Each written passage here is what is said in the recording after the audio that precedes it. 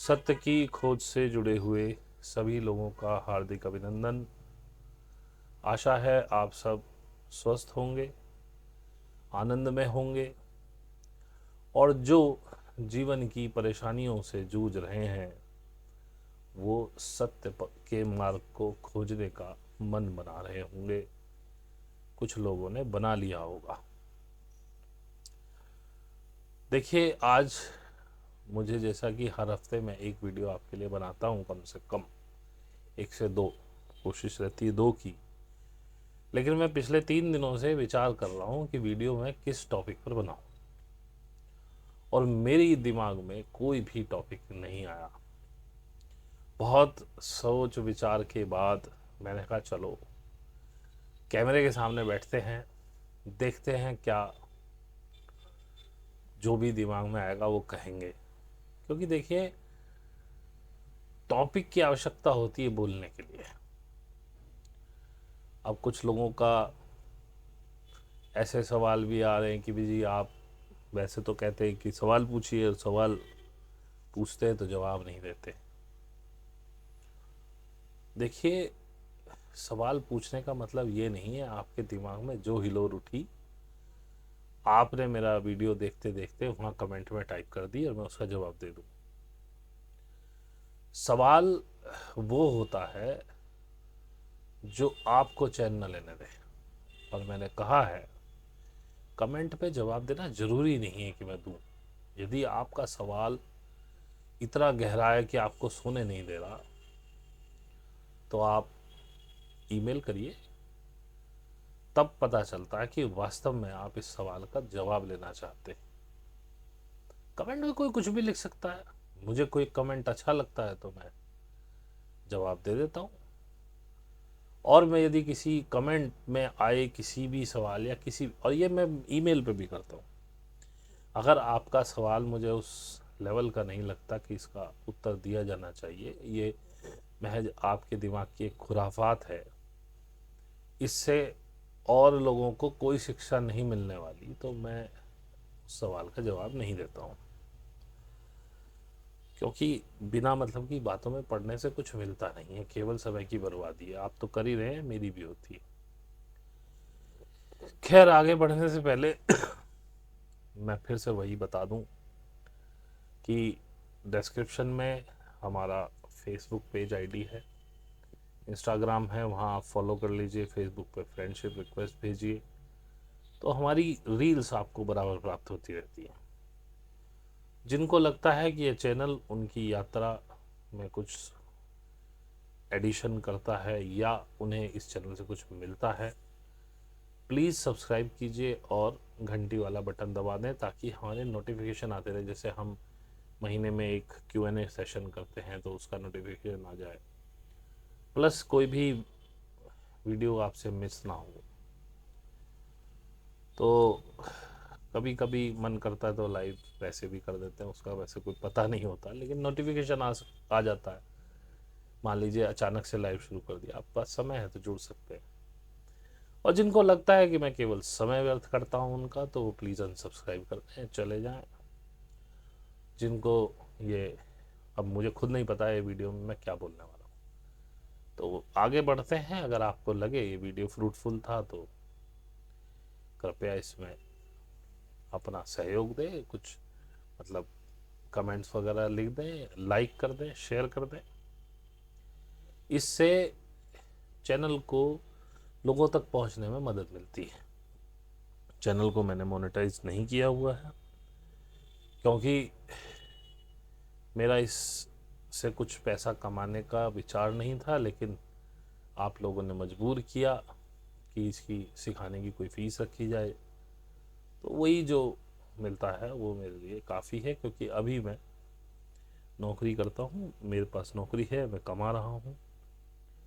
जिस दिन नहीं रहेगी उस दिन इसको प्रोफेशनल कर लेंगे। अभी ये मेरा प्रोफेशनल नहीं है, लेकिन हाँ, मैं सिखाने की फ़ीस लेता हूँ क्योंकि बिना फीस के सीरियस लोग नहीं आते, मुझे सीरियस लोगों की आवश्यकता है। दूसरा, जब आप मुझे मेल करते हैं या मैसेज करते हैं व्हाट्सएप पे या टेलीग्राम पे, बेटर है कि टेलीग्राम पे ही करें, क्योंकि आप मेल भी करेंगे तो मैं टेलीग्राम पे लाऊंगा, क्योंकि ग्रुप हमारा टेलीग्राम पे है। और अगर आप पहली बार में ही टेलीग्राम पे करेंगे तो बहुत अच्छा रहेगा। व्हाट्सएप में देखता भी एक एक दो दिन में एक बार हूँ, देखने को एक दिन में 2 बार भी देख लूँ, पर उसका कोई नोटिफिकेशन मेरे को नहीं आता है, मैंने ऑफ करा हुआ है। जैसे मेल में 24 घंटे में एक बार देखता हूँ। तो यदि आप जुड़ना चाहते हैं तो पहले तो तरीका यही है कि पहले तो 1-2 महीना लगाइए पुराने वीडियोस देखने में। देखिए ये व्यक्ति की सोच हमसे मिलती है क्या, हम इसके पास ठहर पाएंगे? अजीब सा व्यक्ति हूँ मैं, थोड़ा सा पागलपन सवार रहता है मुझ पे, तो क्या हम ऐसे पागल व्यक्ति के पास रुक पाएंगे, सीख पाएंगे?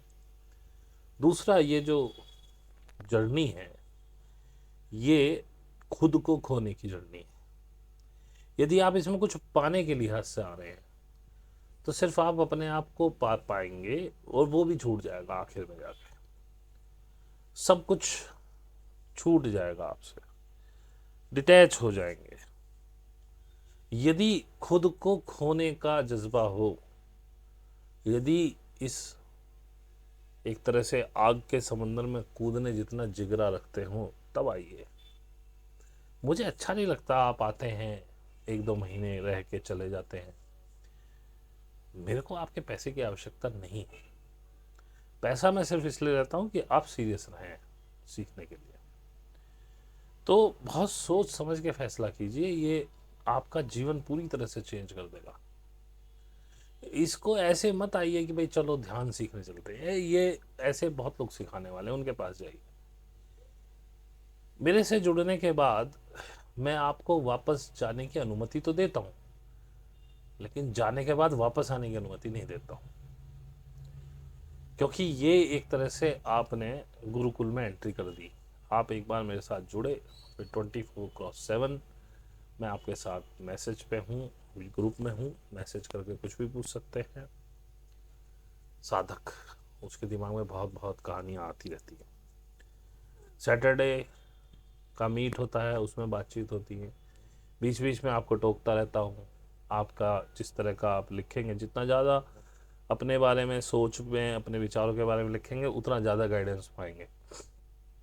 नए लोग नहीं लिखते हैं तो थोड़ा समय लग जाता है उनको खुलने में। और ये तो मान के ही आना कि साल भर तो लग जाएगा आपको इसको समझने में और साधना करनी सीखने में। साधना कहने में बड़ी आसान है, होती नहीं लोगों से, वो भागते हैं पीछे को। मैं बराबर डांटता रहता हूँ, बराबर इंटीमेट करता रहता हूँ, तो उससे आपका तारतम्य बनता। तो बहुत सोच समझ के मेरे पास आइए। मैं खुश हूँ मेरे पास अगर 2 महीने 3 महीने में भी कोई एक बंदा जुड़े अथवा ना जुड़े, लेकिन जो जुड़े वो सीरियस जुड़े, मुझे काम करने पे मज़ा आए उसके साथ। मैं हर एक के साथ मन से काम करता हूँ, लेकिन जब आप ढीले पड़ जाते तो फिर मुझे अच्छा नहीं लगता। तो बेटर है कि पूरा सोच समझ के आइए। दुनिया से जब तक धुतकारे नहीं जाएंगे तब तक तो इस मार्ग पे आना का सवाल नहीं पैदा होता। जब तक दुनिया से जुड़े हैं तब तक नहीं कर पाएंगे इसे। अब कुछ लोग हैं जो अलग अलग टेक्निक से कराते हैं, पैसे भी लेते हैं अच्छे खासे, तो उनके पास जाइए, आप मेरे पास मत आइए। मेरे पास तो टोटल ट्रांसफॉर्मेशन है आपका। जब आप उसके लिए तैयार हो तभी आइए। खैर, मैंने बहुत सारा समय इस बारे में दे दिया, क्योंकि मेरे पास टॉपिक नहीं था, है अब भी नहीं है। तो मैंने सोचा इस बारे में ही थोड़ी सी विस्तार से बात कर ली जाए, शायद आप लोगों को समझ में आए। और मेरे साथ जुड़ने का मतलब यह है कि आप बस, मैं गुरु गुरु हूँ नहीं, लेकिन एक गुरु शिष्य ऐसा संबंध आपने जोड़ लिया, और आप एक वर्चुअल आश्रम में आ चुके हैं जिसमें आप 24 घंटे मेरी निगरानी में हैं। यदि आप कुछ लिख रहे हैं तो मैं आपको बताऊंगा, यदि आप कुछ नहीं लिख रहे हैं तो मैं आपकी कोई मदद नहीं कर सकता हूँ, क्योंकि आप अपनी मदद स्वयं ही करा सकते हैं। मुझे नहीं पता आपके दिमाग में क्या चल रहा है, आपकी सोच क्या है, आप कहाँ फंसे हैं, कैसे प्रॉब्लम में हैं, नहीं हैं। जब तक आप लिखेंगे नहीं, और सारी बातें मीट में 2 घंटे में नहीं हो सकती, 50 लोगों की गैदरिंग होती है, उसमें सबके क्वेश्चन लेना 2 घंटे में असंभव रहता। तो बेटर है कि आप ज़्यादा से ज़्यादा ग्रुप में जितना आप अपनी बारे में लिखेंगे, क्या सोच रहे हैं, क्या कर रहे हैं, क्या महसूस हो रहा है, किस प्रॉब्लम में फंसे हैं, मुझे आपके घर में झांकने का कोई शौक नहीं, लेकिन यदि आप अपनी मनस्थिति बताना चाहें तो आप आगे ही बढ़ेंगे, पीछे नहीं जाएंगे। दूसरा, आप लोग सोचते हैं कि आप लोग जागे हुए हैं, लेकिन आप जागे हुए हैं ही। मैंने पिछले भी किसी वीडियो में शायद इस बात का जिक्र किया था कि जैसे आप मोटरसाइकिल चला रहे हैं, गाड़ी चला रहे हैं, तो आपको सोचना नहीं पड़ता, वो आपको आदत पड़ चुकी है। तो ऐसे ही आपको इस जीवन के जीने की आदत पड़ चुकी है। जैसे कि आप नॉर्मल ब्रश ब्रश करके अपना रोज खाना वाना खा रहे हैं, कोई दिक्कत नहीं है, आप कभी ध्यान भी नहीं देते हम कैसे खा रहे हैं। और कुछ भी आपने खाया, उसका एक तिनका फंस जाए दांत में, कहीं कोई छिलका फंस जाए। जैसे जब भुट्टा खाते हैं तो भुट्टे का बहुत छिलका अटकता है। अब आपको समझ में आ जाता है कि भाई ये क्या खाया, जीभ बार बार वहीं जाएगी, अनईजी फील होगा। लेकिन वैसे आपको ना कभी दांतों की फीलिंग होती है, ना जीभ की फीलिंग होती है। इनफैक्ट आप खाना भी नहीं खाते हो ध्यान से। आप क्या, इनफैक्ट मैं भी नहीं खाता हूँ, कभी खाता हूँ कभी नहीं खाता हूँ। मैं भी कोशिश कर रहा हूँ माइंडफुल ईटिंग के लिए। इसे माइंडफुल ईटिंग बोलते हैं, जब आपको पूरा ध्यान अपने खाने पर हो। और ऐसा बताया जाता है कि जब आपका ध्यान पूरी तरह से खाने पर हो तो आपके जो रस ग्रंथियाँ हैं मुंह की, वो ज़्यादा एक्टिवेट होती हैं, उसमें राल ज़्यादा निकलती है, और जितना फिर आप उसको चबाएंगे तो वो यहीं खाना टूट जाता है। प्रॉब्लम ये होती है कि जैसे जैसे आप खाने को चबाते जाते हैं तो उसका टेस्ट चेंज होता चला जाता है। अब आप गाय भैंस तो है नहीं जो खाना खाने के बाद में जुगाली करके उसको चबा लें। हमारा तंत्र अलग है, पाचन तंत्र। तो बेसिकली मुंह के स्वाद के लिए आप उसको ज़्यादा नहीं चबाते, और यहीं से प्रॉब्लम शुरू हो जाती है। हालांकि मैं कोई उसका डॉक्टर नहीं हूँ, लेकिन बस एक बता रहा हूँ कि माइंडफुल ईटिंग, मैं यहीं इससे ज़्यादा नहीं बढ़ूँगा। तो खाना भी ध्यान से खाना चाहिए। मैं तो कहता हूँ हर चीज़ ध्यान से। मैं खुद भी कह रहा हूँ कि मैं खुद भी इसका दोषी हूँ कि मैं ध्यान से नहीं खाता हूँ। कभी कभी खाता हूँ, कभी कभी नहीं खाता हूँ। टेस्ट के पीछे मत भागिए, और यही आप अपनी ज़िंदगी में भी कर रहे हैं। जिस टेस्ट के पीछे आप भाग रहे हैं वो टेस्ट आपको कभी मिलेगा ही नहीं, और यदि मिलेगा तो वो आपका नुकसान करेगा। आप किसी अमुक गाड़ी के पीछे भाग रहे हैं, पड़ोसी ने ले ली, मेरे दोस्त ने ले ली, मुझे भी लेनी है। गाड़ी पे 95% तक लोन अवेलेबल है। 5% पैसा दे के आप कोई सी भी गाड़ी ले आइए, ऑडी ले आइए, BMW ले आइए, बड़ी बड़ी गाड़ियों की बात कर रहा हूँ, और फिर फंसिए ट्रैप में। अब लोन चुकाइए। जब आपके पास इतनी एनर्जी नहीं है, रुपए को एनर्जी की तरह देखते हैं, जब आपके पास इतनी एनर्जी नहीं है कि मैं गाड़ी खरीद लूँ, let us it be Alto 800। मैं समझता हूँ इस सेगमेंट की सबसे सस्ती गाड़ी वही है, या और भी कोई XYZ होती हो उससे भी नीचे।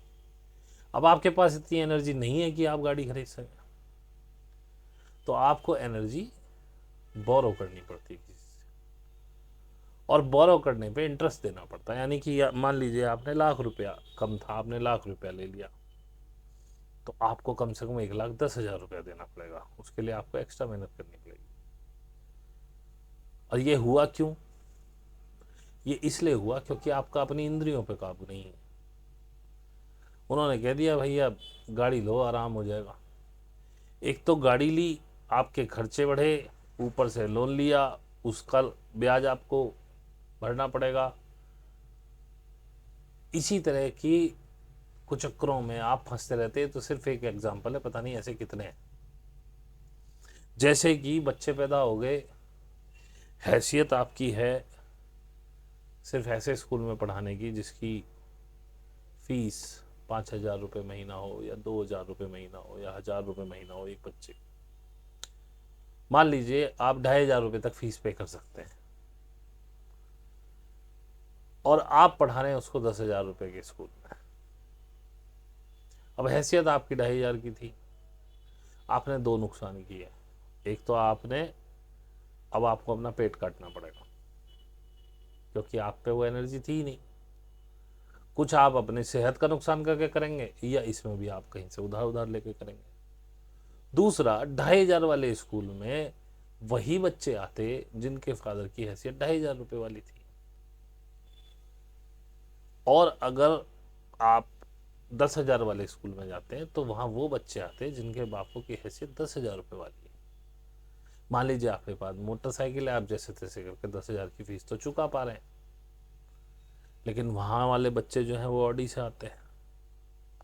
अब आपका बच्चा जब ये देखेगा तो आप देखना उसके अंदर एक हीन भावना, घृणा, आपके प्रति गुस्सा ये फैलेगा। ये दो एग्जाम्पल दिए, दो तीन एग्जाम्पल आपको कैसे आप मैट्रिक्स में फंसते हैं। यथार्थ में जिए ना। आपकी हैसियत 2,500 रुपये देने की है, आप 1,000 वाले स्कूल में पढ़ाइए। मैं आपको अपना एग्जाम्पल देता हूँ। मेरे बच्चे जिस स्कूल में जाते हैं, 3 बच्चे पढ़ते हैं, उनकी फीस तीनों की मिला के भी 1,500 नहीं है। और आज की डेट में मैं तीनों बच्चों के 15, 20, 25,000 रुपये तक पे कर सकता हूँ, मुझे कोई प्रॉब्लम नहीं है। लेकिन मुझे पता है 5वीं, 6ठी, 7वीं, 8वीं की मार्कशीट कोई नहीं गिनता। 10th, 12th की भी सिर्फ मार्कशीट चाहिए पास की। किसी भी बोर्ड की हो, कोई फर्क नहीं पड़ता। क्या दिखा रहे हो, किसको दिखा रहे हो। लोगों में अपनी शान बनाने के लिए मार डाला तुमने अपने आप को, और इसका खमियाजा तुम आगे तक भुगतोगे। क्योंकि गारंटी की बात है, 12वीं के बाद भी वो गवर्नमेंट कॉलेज में नंबर लाने वाला है नहीं। सिंपल बीकॉम बीएसयू से करनी नहीं है, अब उसे करनी इंजीनियरिंग या डॉक्टरी। फिर तुम कर्जा लोगे और फिर उनको पढ़वाओगे प्राइवेट कॉलेजेस की बड़ी बड़ी फीस दे करके। और सरकार और ये कॉलेजेस तुम्हें हर जगह लूटने के लिए बैठे। तो इससे बाहर निकलो, यथार्थ में जीना सीखो। पहले देखो कि मेरी टोटल वेल्थ, मैं कितने रुपए का आदमी हूँ, मेरी टोटल क्या कहते हैं उसे, वैल्यू कितनी है। मेरी चल अचल संपत्ति मिला के मेरी नेट वर्थ क्या है, उसके हिसाब से अपने खर्चों को एडजस्ट करो। ये नेटवर्थ में आपके मकान की भी कीमत है जिसे आप आज की आज नहीं बेच सकते। अपनी नेटवर्थ के 2% से ऊपर मत जाओ, तो भले रहोगे। क्योंकि भाई जिंदगी आप अपनी जीने आए हो, बच्चों की तो अभी शुरू हुई है। इसी के लिए जब मैं कहता हूं कि स्वार्थी बन जाओ, अपने बारे में सोचो, तो बहुत से लोगों को बुरा लगता है कि ये क्या सिखा रहे हैं, स्वार्थी बन जाओ। मैं सही सिखा रहा हूं। मेरे से जो सीख रहे हैं लोग, मैं उन्हें स्वार्थी ही बना रहा हूं। और स्वार्थी बनने के बाद दे आर वेरी हैप्पी। और अब उन्हें समझ में आ रहा है कि कौन कौन उनको कहां कहां यूज कर रहा था। उनको समझ में आ रहा है कि लोगों के भले बनने के लिए कितना कुछ खोया उन्होंने, कितना सेक्रीफाइस किया। बच्चों की एक बात बताइए, आपको वैसी ही परवरिश मिली थी, बहुत से होंगे जिनको मिली होगी, जिनके माँ बापों ने खूब किया होगा। मैं अपनी बताऊं तो जिस समय हमारा मतलब हम 7वीं, 6ठी 7वीं के आसपास थे, तभी बड़ा मोटा नुकसान हुआ था बिजनेस में। और भाई साहब, उसको तो छोड़िए कि हमको हेल्प क्या मिली, हमको विरासत में कर्जे मिल गए अपने बाप दादाओं के उतारने के लिए। अब बताइए, हमने वो कर्जे भी उतारे, आज की डेट में हम सर्वाइव भी कर रहे हैं। जैसे भी मेरे ख्याल में 100 लोगों से अच्छा जी रहे होंगे तो 1000 लोगों से खराब जी रहे होंगे, लेकिन जी रहे हैं, खाना पीना खा रहे हैं, बच्चे भी हो गए, उन्हें भी पाल रहे हैं। अब बच्चों के लिए मैं क्यों अपने आप को बर्बाद करूं? जब मैंने अपने बाप के कर्जे देने के बाद मैं यहां खड़ा हूं, तो उनके पास कर्जे नहीं होंगे, ये तो पक्की बात है।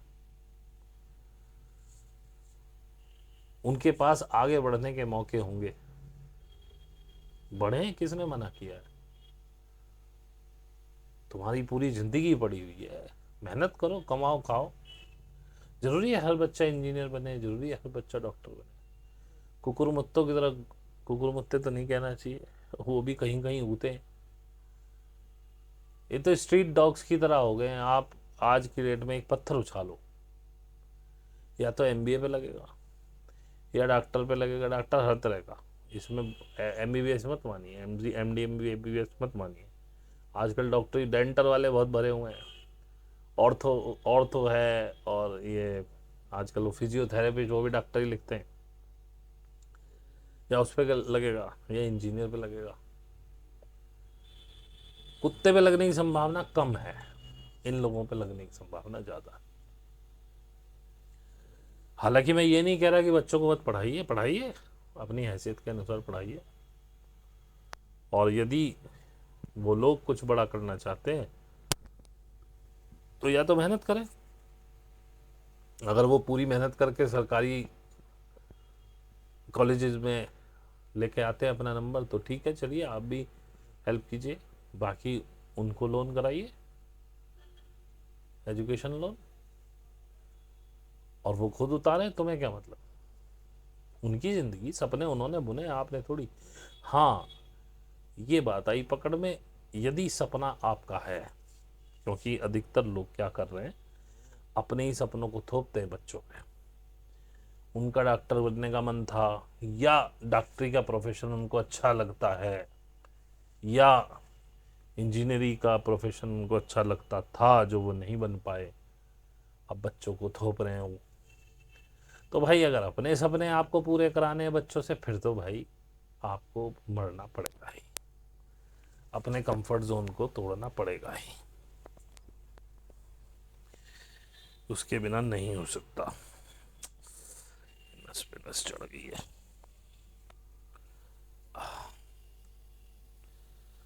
तो सपना किसका है ये डिपेंड करता है। यदि सपना आपका है तो आप पे करिए। मैंने कोई सपना नहीं देखा तो I will not going to pay for their dreams. बातें कुछ ऐसी होंगी क्योंकि टॉपिक नहीं कोई, इसमें कुछ अच्छा लगे तो अच्छी बात है, ना लगे तो छोड़ देना। आप लोगों को लगता है कि आप जागते हैं, लेकिन आंखें खोलना, नहा धो के जो भी कार्य आपका है, ऑफिस का है, बिजनेस है आपका, जो भी है, ये सब कर लेना, ये तो यंत्रवत हो रहा है। आप इसमें कहाँ हैं, जागे कहाँ हैं आप इसमें? ये ऐसे समझिए कि आप एक कमरे में लेटे हैं और चारों तरफ आपने पर्दे लगा रखे हैं कि सूरज की एक किरण भी नहीं आनी चाहिए, आपको पता ही नहीं है दिन हो रहा है कि रात हो रही है, बस आप आग बंद करके लेटे। मेरा काम क्या है, मैं उस कमरे में थोड़ी हलचल करता हूँ, आपके कंफर्ट जोन को तोड़ता हूँ। मैं क्या करता हूँ, थोड़ा सा पर्दा सरका देता हूँ, अब उसमें से सूर्य की किरण आने लगी अंदर, और इस कमरे में उजाला हो गया, उजाला हो गया। अब आप आंख पे चाहे हाथ रख लें चाहे तकिया रख लें, घंटे में 2 घंटे में आप अनईजी होकर आपको उठना ही पड़ेगा। और जब आप उठते हैं तब आपको पता चलता है रोशनी क्या होती है। और दूसरी बात, जब वो रोशनी आ रही होती है ना अंदर, तेज रोशनी, अब रोशनी का मतलब आप ज्ञान से समझिएगा, तो जब वो रोशनी आ रही होती है, आपने देखे हैं कि जो कमरे के अंदर धूल के कण अभी भी हैं आप मेरे इस कैमरे और मेरे बीच में, लेकिन आपको नहीं दिख रहे हैं क्योंकि रोशनी तेज नहीं है। लेकिन जब वो सूरज की अंधेरे कमरे में वो एक किरण आती है तेज रोशनी की, तो आप देखते हैं वो धूल के कण भी आपको उस रोशनी में दिखते हैं। क्या धूल के कण वहां नहीं थे? क्या अब नहीं है मेरे इस कैमरे के बीच में? क्या आपके मोबाइल पे देख रहे हो या लैपटॉप पे, जहां भी आप देख रहे हो इसको, आपकी आंखों के उसके बीच में नहीं है, लेकिन आप नहीं देख पा रहे हैं क्योंकि रोशनी नहीं है। चीजों को यथावत, या कहना चाहिए कि हर चीज को स्पष्ट रूप से देखने के लिए रोशनी की आवश्यकता है। आध्यात्मिक भाषा में रोशनी का मतलब ज्ञान है। तो जहां जहां ज्ञान है वहां वहां आप वो सब देख पाते हैं। लेकिन यदि आपने आंखें बंद की हुई हैं, यानी कि आप ज्ञान को अंदर लेना ही नहीं चाहते, आप देखना ही नहीं चाहते, फिर आपको कोई नहीं दिखा सकता। मेरा प्रयास बस इतना ही रहता है कि मैं उस कमरे का पर्दा थोड़ा सा हटा पाऊं। किसी किसी का हट भी जाता है, लेकिन वो दिमाग से सोचने लगता है। फिर मैंने पहले भी कई वीडियोस में बताया कि ये दिमाग ही असली मैट्रिक्स है।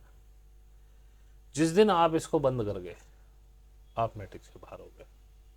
जिस दिन आपने दिमाग लगाना बंद कर दिया, दिमाग को सिर्फ एक कैलकुलेटर और एक हार्ड डिस्क मेमोरी चिप की तरह यूज कीजिए।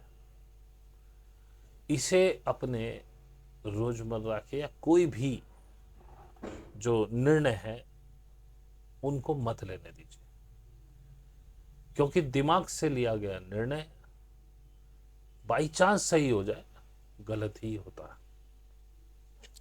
मैं आपको छोटी सी बात बताता हूं। जैसे मुझे थोड़ी सी चांदी खरीदनी थी, 2-1 किलो के आसपास। मेरे पैसे नहीं आए थे। मेरे पास जो बंदा था वो कह रहा था भैया आप खरीद लो, 10-15 दिन चल जाएगा, कोई दिक्कत नहीं। मैंने कहा भाई ये काम मैं करता ही नहीं। जब तक मेरी जेब में पैसा नहीं होगा तब तक मैं चांदी नहीं खरीदूंगा। मेरा पैसा आना है, नहीं आया फिर तुम मेरे पीछे पीछे, मैं तुम्हारे आगे आगे, तुम्हारी बात गलत, मेरी बात गलत। उस समय चांदी का मेरे को 85,000 का भाव मिल रहा था। मेरा पैसा आ गया 2-3-4 दिन बाद, चांदी भाव पहुंचा 88,000। बोला भैया 88,000 बुक कर दूं मैं? नहीं। दिल से आवाज आई नहीं, दिमाग तो लगाया नहीं। मुझे पता था कि 1 लाख तक तो भागेगी भागेगी, ये मेरा अंदाजा था। तो मैंने कहा नहीं, अभी ऊंची है। बोले मतलब? मैंने कहा भाई नीचे पे खरीदेंगे, मैं 86 पे बाइंग हूँ, 86-85 के पास बायर हूँ, इससे पहले नहीं हूँ। अब चांदी चढ़ने लगी और इसने हवाई जहाज भोगी, ये 1 लाख से भी ऊपर कूद गई। बोला भैया तुम 88 में लेते, फायदे में रहते। मैं भाई नहीं लेनी, अभी भी नहीं लेनी, अभी भी बायर में 85-86 पे ही हूँ, इससे नीचे नहीं हूँ, इससे ऊपर नहीं हूँ। बोले तो नीचे आती नहीं दिख रही। मैंने कहा आएगी, टेंशन मत लो। मैंने दिमाग बिल्कुल नहीं लगाया। अगर मैं दिमाग लगाता मैं 88 पे खरीद सकता था या 89 पे खरीद सकता था। अच्छा शॉर्ट टर्म बाई लेनी नहीं थी कि भाई 1 लाख पे जाएगी उसके बाद बेच के फिर वहाँ पे, ये मेरे को लॉन्ग टर्म चाहिए थी कि भाई पड़ी रहेगी जितने दिन पड़ी रहे। और फिर कुछ हुआ, बोला भैया इतने में। मैंने कहा तुम शांत पड़े रहो, मैं इसके पैटर्न देख रहा हूँ, ये चढ़ती है ऊपर हिट करके आती है वापस, इसमें शॉर्ट सेलिंग होनी शुरू हो जाएगी, ये आएगी। आज 88 MCX पे आ गई, लेकिन मैं अभी भी बायर नहीं हूँ।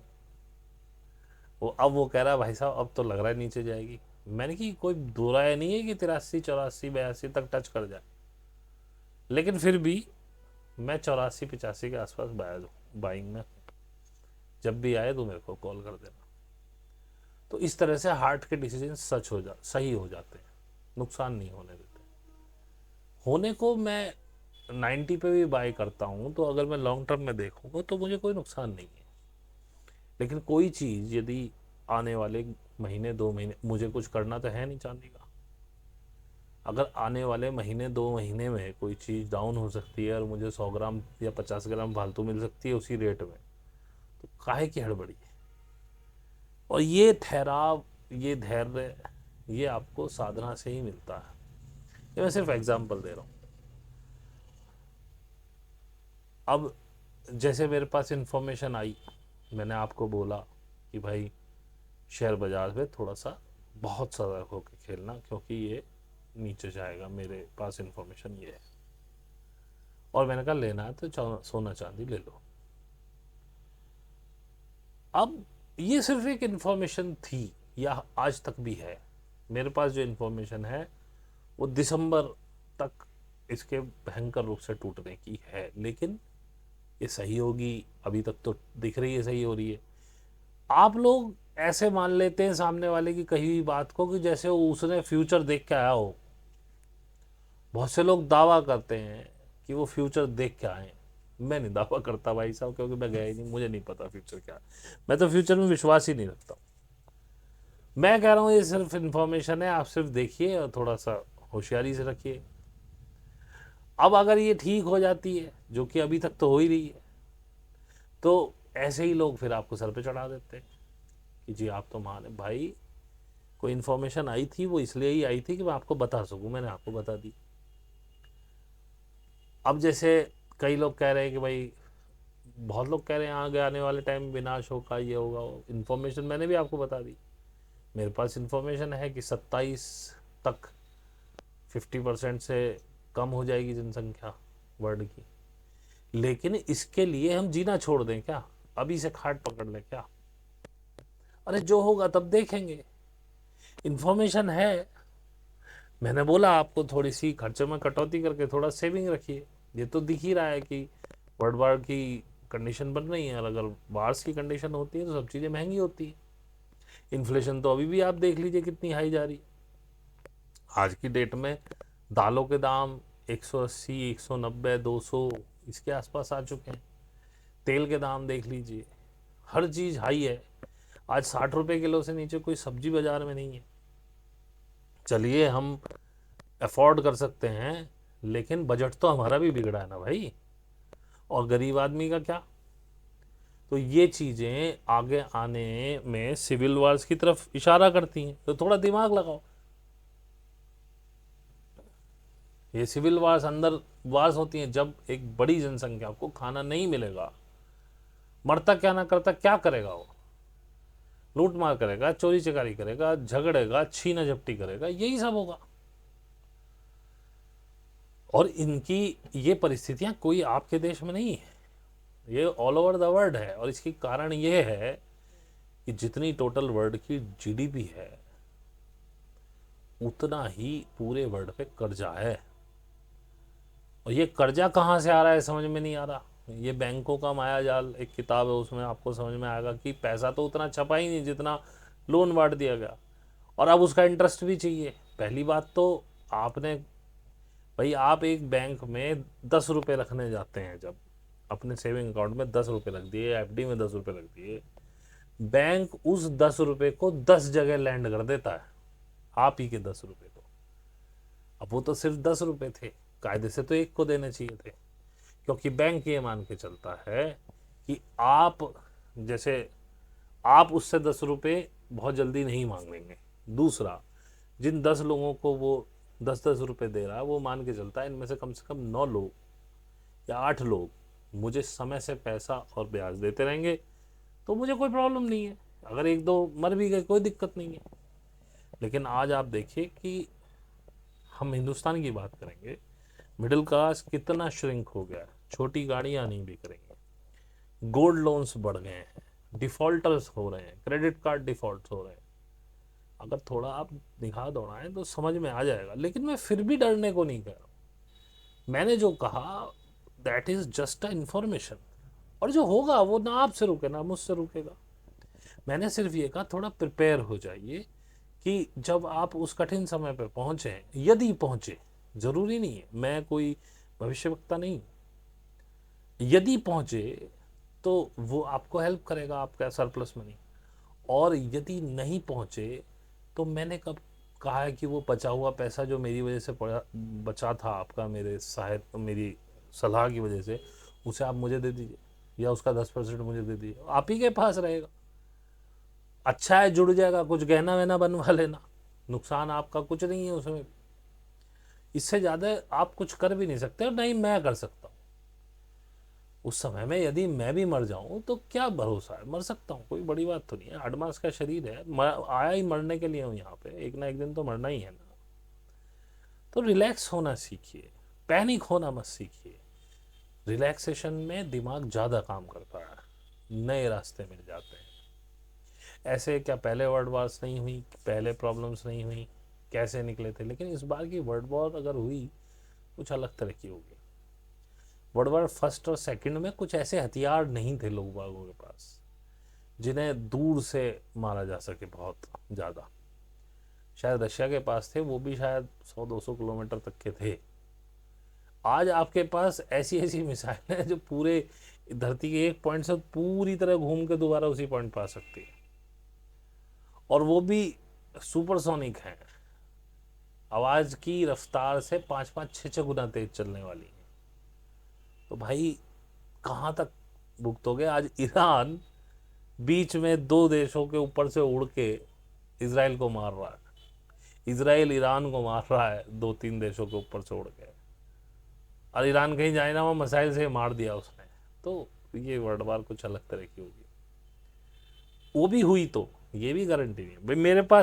मेरे पास इंफॉर्मेशन है कि ये जून 25 तक वर्ल्ड वार अपना पूरा रूप ले चुकी होगी।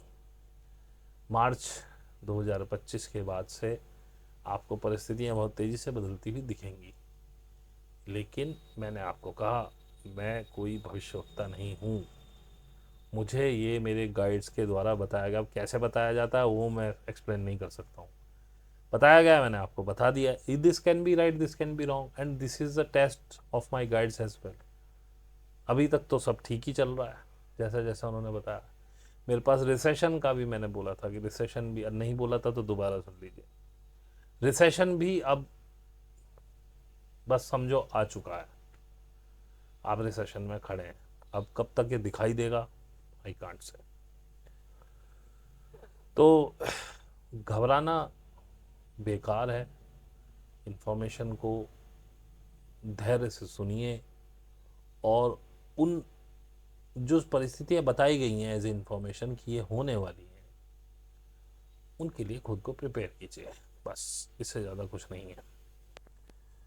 और हाँ, एक किसी व्यक्ति ने मुझसे, या तो किसी Q&A में पूछा था सवाल, या कब पूछा मुझे याद नहीं है, उसने पूछा था कि कॉन्शियसनेस क्यों बढ़ाना चाहिए। तो मैंने उस समय उसका जवाब नहीं दिया था, क्योंकि उस समय हाल फिलहाल मेरे दिमाग में वो जवाब था भी नहीं। अभी मैं एक बुक पढ़ रहा था, तो उसमें जो है वज्रयान और हे वज्रतंत्र की वो बुक है, सहज साधना, सहज ज्ञान की, हे वज्रतंत्र। तो उसमें उन्होंने लिखा, और जो कि सही भी है, इसको हम दूसरी तरह से कह भी चुके हैं, पर हमने क्योंकि कॉन्शियसनेस ने नहीं जोड़ा था, हमने कहा था कि आप ही के विचार आपकी पूरी लाइफ को क्रिएट करते हैं, यू आर द क्रिएटर। तो विचारों को ढंग से सोच समझ के सोचो या कहो, ताकि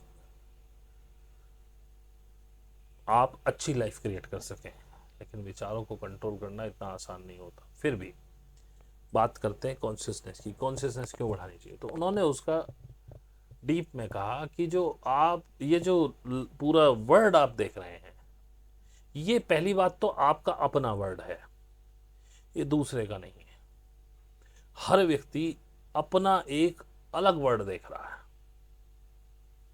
इसीलिए लोगों की सोचने समझने की तरीके भिन्न भिन्न होते हैं, पॉइंट ऑफ व्यूज भिन्न होते हैं। उसको वो ठीक है, वो क्योंकि ये उन्होंने कहा कि हमारी जो कॉन्शियसनेस है, जो हमारी चेतना है, वो हमारे वर्ड का निर्माण करती है। तो इसमें मुझे ये आंसर मिला कि चेतना को क्यों बढ़ाना चाहिए, क्योंकि विचार भी तो आपकी चेतना का ही प्रक्षेपण है ना। जैसी आपकी चेतना होगी वैसे ही आपके विचार होंगे। यदि आपकी चेतना निम्न स्तर की है तो विचार भी आपके निम्न स्तर के होंगे। तो हमने कहा था कि विचार ही आपकी लाइफ बनाते हैं, आप पूरा क्रिएट करते हैं विचार से। तो उसके पीछे खेल तो कॉन्शियसनेस का ही। तो उन्होंने बिल्कुल जड़ पे बताया कि कॉन्शियसनेस जो भी है आपकी, जिस लेवल की कॉन्शियसनेस है, वैसा ही वर्ड आप क्रिएट करते हैं अपने लिए।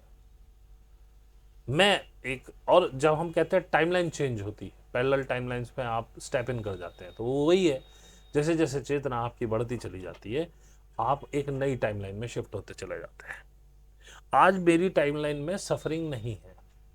आज मेरी टाइमलाइन में, जो पहले मेरी टाइमलाइन में थी, सफरिंग्स थी, दुख था, दुख सफरिंग एक ही बात होगी, अभाव था और टेंशन्स थी, बहुत ज़्यादा मेहनत थी। आज वो नहीं है। और जैसे जैसे कॉन्शियसनेस बढ़ती जा रही है, वैसे वैसे लाइफ स्मूथ होती जा रही है। तो उन भाई साहब का जवाब ये है कि कॉन्शियसनेस हमें इसलिए बढ़ानी चाहिए ताकि हम एक बेटर टाइमलाइन में शिफ्ट हो सकें, अपने जीवन को एक बेटर तरीके से जी सकें, अपना उत्थान कर सकें, अपनी लाइफ को और अच्छा कर सकें, मैट्रिक्स को समझ के इससे बाहर निकल के जो हमारा प्राइम गोल है खुद को पाने का। आज मैं ये नहीं कह रहा हूं परमात्मा से मिलने का, क्योंकि आप ही क्रिएटर हैं, आप ही परमात्मा हैं, खुद से मिलने का। वो गोल अपना पा सकें, और जिस शांति की हम आज तक बाट देखते हैं कि हम शांत हो जाएं, रिलैक्स हो जाएं, मन शांत रहे, उस शांति में रह सकें जो कि हमारा प्राइम गोल है। इसलिए चेतना का बढ़ाना ज़रूरी है। लेकिन अगेन, पहले शुरुआत में जब मैं शुरू हुआ था, मैं माता जी को सुनता था, हालांकि उनसे भी बहुत सीखा मैंने, बेकार को। तो वो कहती थी कि आप अपने गुरु स्वयं हैं, कोई गुरु नहीं है। तो मैं भी यही कहता था। लेकिन आज मैं उस पर पहुंचा, और है वज्र तंत्र हो या वज्रयान हो या महायान हो, सब में एक बात ज़रूरी है कि इस काम के लिए, चेतना को बढ़ाने के लिए गुरु होना बहुत आवश्यक है। और यही त्रिपिटक में भी कहा गया, जो मैंने किताबें पढ़ी त्रिपिटक में सम्यक संबुद्ध, उसका भी क्रक्स यही है कि कोई विरला होता है जिसे ये सिखाना नहीं पड़ता, जिसे ये सृष्टि सिखा देती है, प्रकृति सिखा देती है, यूनिवर्स सिखा देता है। उसी को सम्यक संबुद्ध उन्होंने कहा है। इसके पीछे ये मत सोच लेना कि मैं अपने आप को संयुद्ध कहने की कोशिश कर रहा हूं, नहीं। हाँ, लेकिन मैं ये कह रहा हूं कि मेरा कोई गुरु नहीं है। हालांकि इन्फॉर्मेशंस मैंने बहुत जगह से ली। देखें तो माता जी हैं, वो भी गुरुवत हैं, उनसे बहुत सीखा। फिर ओशो हैं, वो भी गुरु तत्व हैं, उनसे बहुत सीखा। अवधूत गीता पढ़ी, उससे सीखा। अष्टावक्र पढ़ी, उससे सीखा। गीता पढ़ी, उससे सीखा। ऐसे बहुत सारी बुक्स हैं। ग्रेग ब्रैडन से सीखा, डोलोरस कैनन से सीखा। और अब जो बुक्स पढ़ रहा हूँ उनके, तो बहुत सारी बुक्स हैं, उनके राइटर्स ही नहीं पता मुझे। वो जो मैंने बताई थी नागाज वाली बुक पढ़ी, उससे बहुत सीखा। महार लोगों का गौरवशाली इतिहास, उसमें बहुत कुछ मिला।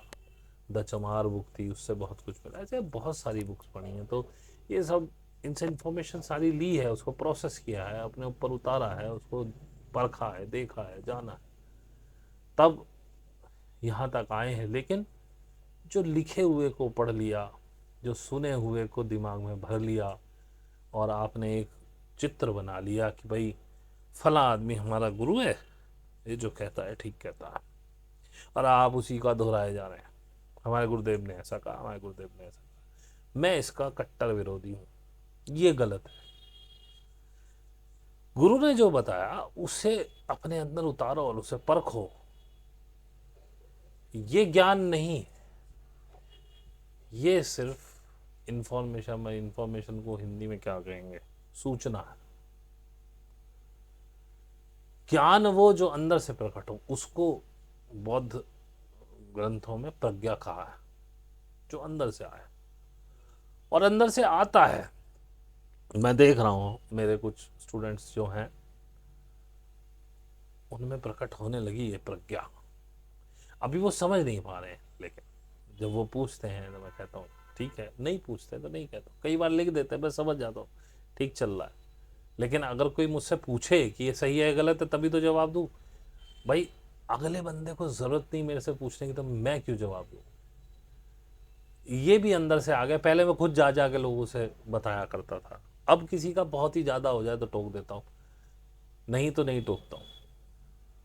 भाई ज़रूरत तुम्हारी है।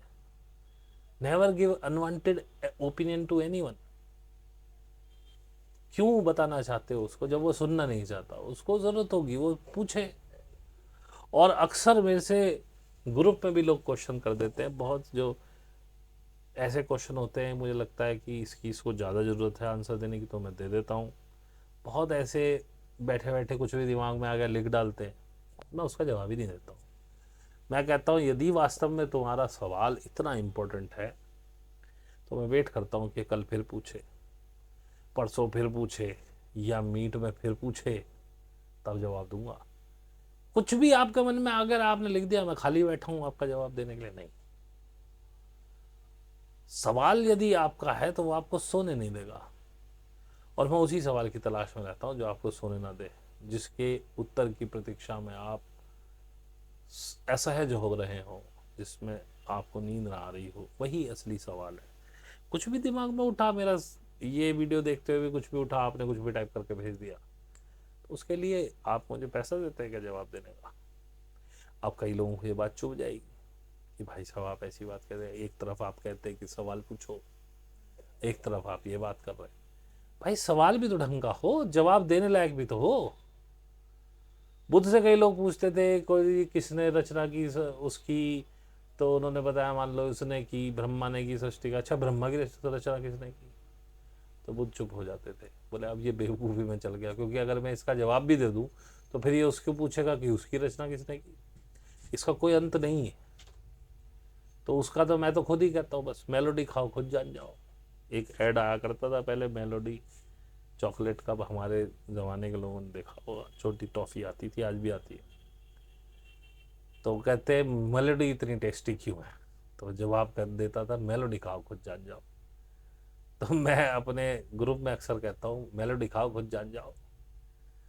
मतलब मुझसे क्या पूछते हो, वहां तक पहुंचो, खुद जवाब मिल जाएगा। और यकीन मानना जैसे जैसे आप आगे बढ़ोगे, ये बड़े बचकाने सवाल है, जैसे जैसे आप आगे बढ़ोगे आपके पास ये सवाल ही नहीं बचने का। क्योंकि जब आपको पता चलेगा कि ये सृष्टि कहीं कुछ है ही नहीं, ये किसी की क्रिएशन ही नहीं है, मेरी ही क्रिएशन है, अब कौन ब्रह्मा, कौन विष्णु, कौन महेश, तो मैं क्या करूं? वैसा सवाल होगा ही नहीं आपके पास। तो ये सब बेकार के सवाल है।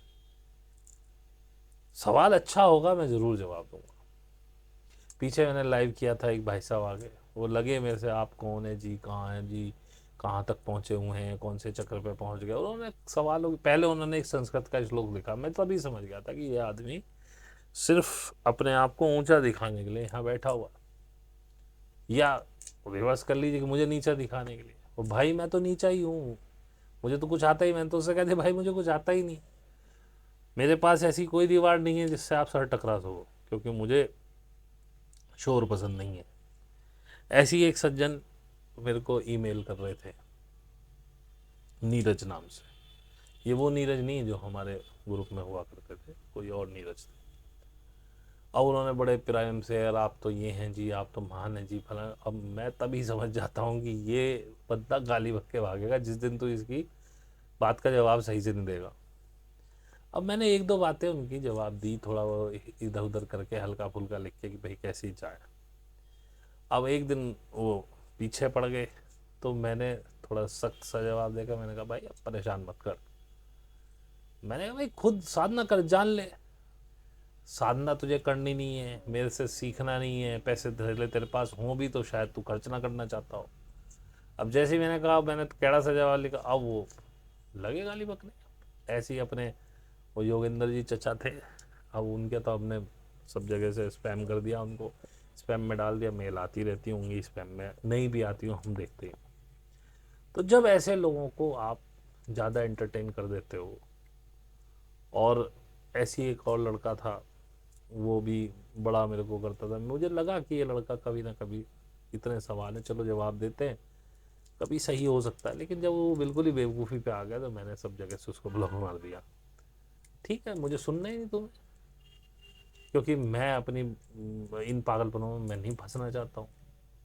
मैं कूल रहना चाहता हूँ तो मैं कूल हूँ। अब आप अपने सवालों को लेकर घूमिए जहाँ आपको घूमना।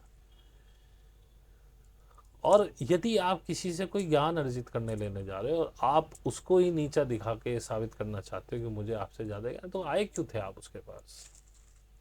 सिर्फ ये बताने कि मैं तुमसे ज़्यादा जानता हूँ? यकीन मानना, जिसको पता होगा ना कि वो तुमसे ज़्यादा जानता है, वो शांत रहेगा। यही फ़र्क होता है ज्ञानी और अज्ञानी का। वो चुप हो जाएगा, वो बहस में पड़ेगा ही नहीं, क्योंकि वो तो जानता है वो आपसे ज़्यादा जानता है, उसको पता है उसका ज्ञान ऊंचा है आपसे, तो वो चक्कर में नहीं पड़ता। वो किनारा देखेगा, निकलेगा, पहले तो वो टकराएगा नहीं आपसे। अगर आप जबरदस्ती उसको, वो किसी ना किसी बहाने से वो रास्ता देख के निकल जाएगा। क्यों करे वो बहस आपसे? फिर अगर वो आपसे बहस करके अपने आप को ये दिखाना चाहता हो कि नहीं मैं ऊंचा हूं, फिर आप में उसमें कोई फर्क नहीं, फिर वो ज्ञानी नहीं है। फिर वास्तव में वो आपके स्तर से नीचा ही है। वो बेशक वो साबित कर दे कि वो ऊंचा है किसी भी तर्क से, लेकिन फिर वो नीचा ही है, फिर वो ऊंचा नहीं है। आई होप मेरी बात आप समझ रहे होंगे कि मैं क्या कहना चाहता हूँ।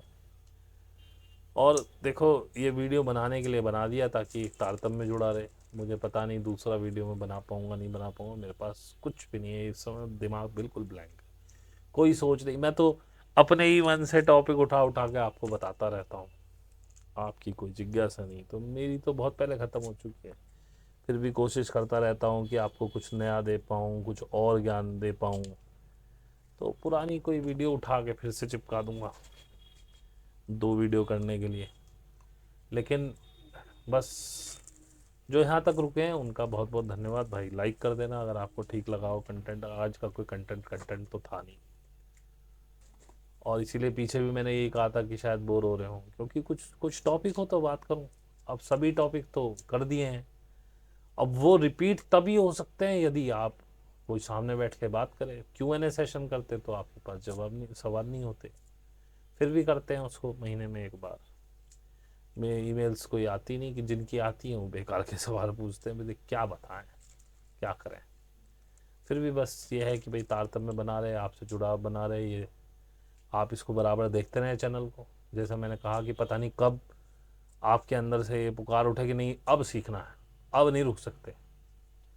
तो बस उसी के लिए सब बन रहा है। जो यहाँ तक रुके उनका बहुत बहुत धन्यवाद। लाइक कर दीजिएगा, जिन्होंने सब्सक्राइब नहीं किया कर लीजिएगा। और भाई अगर सवाल पूछना है तो मैं सवाल अक्सर उसी का मानता हूँ जो कम से कम मेल करे कि हाँ ये जिज्ञासु है। कमेंट्स वमेंट्स ठीक है, मैंने पढ़े, मेरा मन करा जवाब दे दिया, नहीं मन करा नहीं पढ़ा। कई बार नहीं भी पढ़े कमेंट को, ज़रूरी थोड़ी है। और आप मुझे गाली दें या अच्छा लिखें, मैं अधिकतर दिल ही बना के, और दिल भी मैं इसलिए बनाता हूँ, ज़रूरी नहीं मुझे आपका कमेंट अच्छा लगा हो। मैं दिल उस पर इसलिए बना देता हूँ कि वो कमेंट फिर मेरी लाइन में से हट जाता है, वो ऊपर नहीं आता बार बार। वो मैंने सेटिंग की हुई है कि वो अनआंसर्ड कमेंट्स को ऊपर लाता है। तो मैंने पढ़ लिया, बात ख़त्म होगी, मैंने दिल बना दिया, वो आंसवर्ड में ले जाता है, उसको नीचे कर देता है। That's all. मेरी बातें आपको कुछ बुरी भी लग गई हों तो उसके लिए मैं क्षमा प्रार्थी नहीं हूँ, क्योंकि यदि आपको ये बुरी लगी है दैट मीन्स अभी आप उस लेवल पे सोचने लायक हुई नहीं है। और बस आज के लिए इतना ही। आपका बहुत बहुत